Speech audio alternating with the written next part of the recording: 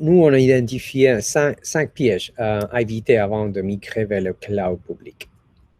Parce qu'aujourd'hui, quand on parle, on écoute beaucoup que quand on parle de cloud, les gens parlent de cloud public, mais pas des autres types de cloud. Mais avec le cloud public, il y a quelques pièges.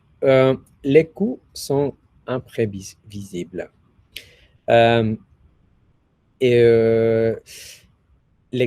Surtout pour des workflows créatifs, audiovisuels, est imprévisible au niveau des coûts et aussi la performance des systèmes n'est pas du tout claire.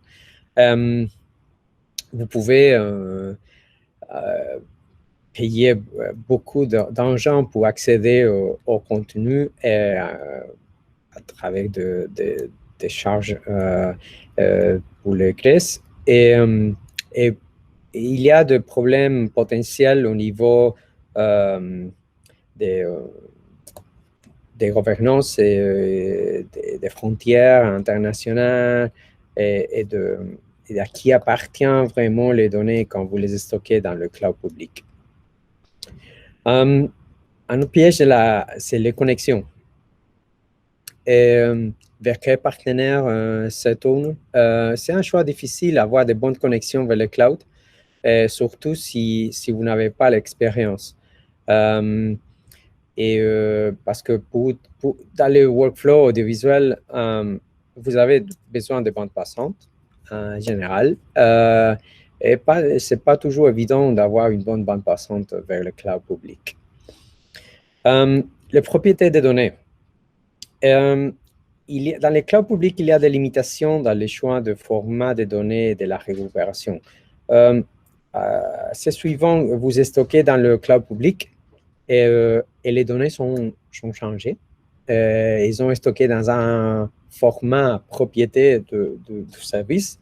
Et pour accéder à ces contenus, vous devez utiliser les applications de ce service. Parce que si vous n'utilisez ces applications, votre contenu est tout à fait illisible. Le métadonnées, au niveau de métadonnées,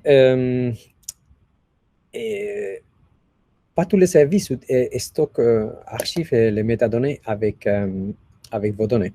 Et donc, c'est assez suivant qu'arrive que vous stockez les données, métadonnées, sont perdues. Ou ne sont pas stockées dans le service public et ils restent dans un MAM ou dans un système propriétaire. Vous n'avez pas toujours accès. Et les métadonnées, aujourd'hui, sont aussi importantes que vos données dans le monde audiovisuel.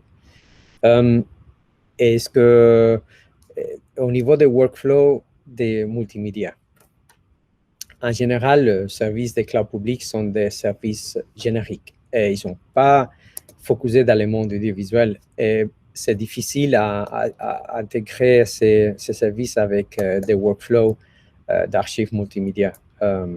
Donc, c'est aussi un aspect important à tenir en compte.